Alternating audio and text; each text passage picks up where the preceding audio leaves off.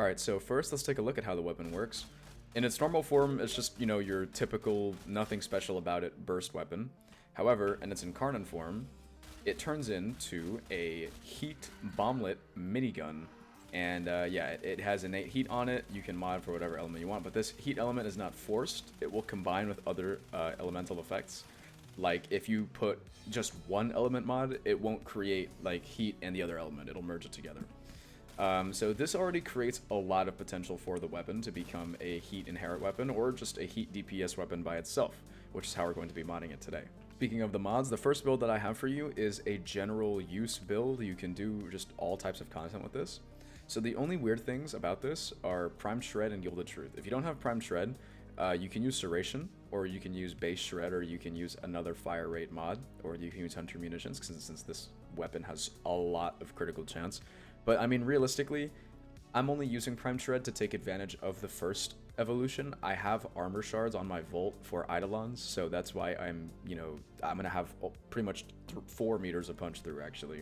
And then the other one is Gilded Truth. So I recommend using this because you get to take advantage of the Truth status effect, which gives you, well, the 25% health doesn't do anything, but you get like a little gas cloud explosion and also 25% parkour velocity, and you also get 80% fire rate, which is pretty much Vile Acceleration, but without that negative damage. And the reason why I care so much about that negative damage is because it has a very low heat proc amount already. So by increasing the heat weighting as much as we can, that heat proc, like final heat proc, will be worth a lot more. Another thing you can slot here on that note is actually Thermite Rounds as a 60-60 heat mod. I don't recommend using the full one, Hellfire. I think that's a little bit of a waste. Then this is the Eidolon build, Radiation Cold, since that's what they're weak to, and a bunch of base damage, base split chamber, and then the critical mods with Gilded Truth. This is probably the best Eidolon weapon in the entire game, and I will stand by that, because it's insane how much damage it does to them, and it can kill like pretty much instantly. The only reason I like this more than the Dual Tox is because the Dual Tox has a special trait you need to proc.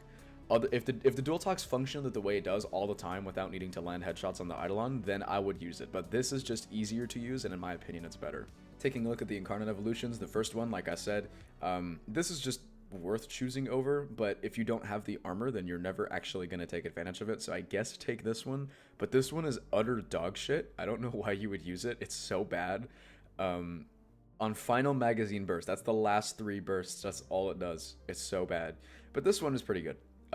If you have a Warframe like Chroma or Kullervo or something like that, then, you know, use this. But I would say just if you have any armor arcanes or any way to give you extra armor, then you can take advantage of the punch through, because it makes this weapon way more enjoyable. Then we have Negative Recoil. This is the quality of life evolution for the Burston. This is not gonna help, in my opinion. It charges really quickly already anyway, and I guess if you want the reload speed, but Negative Recoil is more useful in my opinion. And then, yeah, it's not even a contest. This is really bad. And this is just, that's why we have Galvanized Aptitude on the weapon, so there's no reason to not use this. It increases the base critical chance to 50%, which is ridiculous. I think this is probably top 5 highest critical chances, highest base critical chances of any rifle in the entire game, I think. It's ridiculous. Very quickly, Volt build, shards don't matter. Really the only thing that, well, technically it does, but this is just for the punch through. If you don't want to, you don't need to use it. It's just really convenient in my opinion. And then of course the build here, nothing special. This is a capacitance build with nourish and stuff like that. I'm not using Shock Trooper because it would mess up the weighting on the weapon since it has heat as a standalone element. And then Arcane Avenger is like just for the critical chance. All right, so let's go ahead and check out how this works fully modded. We're just gonna use Nourish and this, and it charges pretty quickly, as you can see. It's definitely not the hardest thing in the world to charge, so Deadhead stacks up. And yeah, it incinerates single target if you hit them in the head. It's kind of like the Dual Tox. It's a little bit headshot reliant, but it doesn't need to land headshots, as you can tell. It just really benefits from them, especially with that primary Deadhead thing increasing, like the headshot multiplier, increasing the damage. And then I want to showcase the punch through, why I like it so much.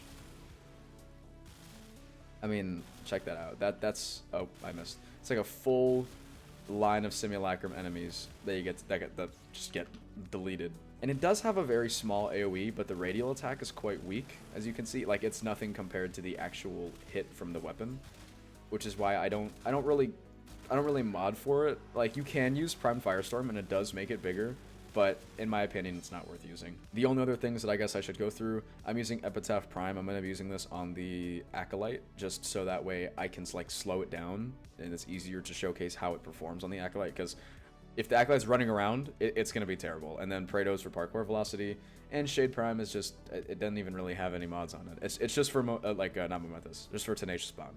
Right, that's pretty much the only reason I'm using it. And yeah, that's pretty much all we have to cover in the Simulacrum. Let's head over to the Steel Path Survival so you can see how it performs in an actual mission. Alright, so the first thing I want to mention is some reasons why I've chosen Volt as my frame. I mean, obviously he's the best for Eidolon hunting, and like I mentioned, this weapon is probably the best for Eidolon hunting as well, so it makes sense why you would use both of these in conjunction. However, there are reasons why I'm using Volt for the Steel Path Survival Showcase as well, and that's because, well, capacitance for survivability, but also because his shield applies electricity as a separate status effect, which is really nice. So it doesn't combine with the heat to create radiation. It just is like two different DOTs that are proccing at once. Look at how many enemies are down there, and check that out. I should stress that you should not make using that first evolution for the punch through your priority. I mean, like I already mentioned with Shred, you can get the punch through that it offers pretty much, actually more if you have the mod maxed out.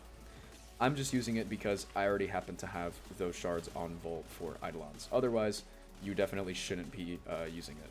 Some other great frames I recommend, just because they have a high base armor, Anaros, Kullervo, and Chroma. But also, if you have any, like Atlas as well, if you have any frame in mind that could increase the armor, like an Arcane or something, like Arcane Guardian, that could increase it, and that was Vor, by the way, just kind of, I might as well show you. But if you have anything that could increase armor, then, and you really want to take advantage of that punch through, then use it. But like I mentioned before with the shards, if you don't have it readily available or it's not convenient, then don't do it. It's not worth it. I think this is probably better than the Fenmore, and I know a lot of Fenmore users are gonna, probably destroy me for that. But you gotta just think about it logically. Like, they're both single target weapons that have, clearing potential with their punch through and stuff like that. And if you mod it correctly, I feel like this is gonna offer you more. And also, so, this is one of the better Incarnons for week 6. I think it's probably the best all around. It's definitely better than the Soma. The Vasto is very situational, but I do want to make a video on it. And then the what's like the other good one? Actually, no, there are no other good ones in week 6. So yeah, this is the best. And whenever the Acolyte wants to show up, I can show you guys how it performs. I actually have recorded the survival like 3 or 4 times now because I keep I wanted to only bring in the Burston, but I just decided, you know what, it's way too hard to keep the Acolyte in one spot. So let me go grab an Epitaph. You can use anything. You can use Ensnare and stuff to keep him in one spot. So just make sure I have all my buffs up and keep the survivability going as well. Oh, it's violence. That's great. Here, let's just keep moving. Oh, he's right there. Awesome. Keep him in one spot and check that out. I should mention I don't have any other critical chance buffs active. Like, realistically, if you're using Harrow or something, which is also an amazing frame for this, you could probably have killed it in a matter of, like, probably half the time it took for me to kill it there. Because this is just using Volt's shield for crit buffs. But otherwise, using Harrow or something like that, it's going to destroy. I can't really think of too many other primary critical chance buffs, other than like Avenger, but I'm already using that. But yeah, I highly recommend you pick up this weapon. It's a ton of fun. It's a great change of pace from something like the Torrid or the Dual Tox. It's not like as brain dead, but it's still super strong. I mean, you can see the KPM is about 100, and on a single target weapon, KPM of 100 is not bad.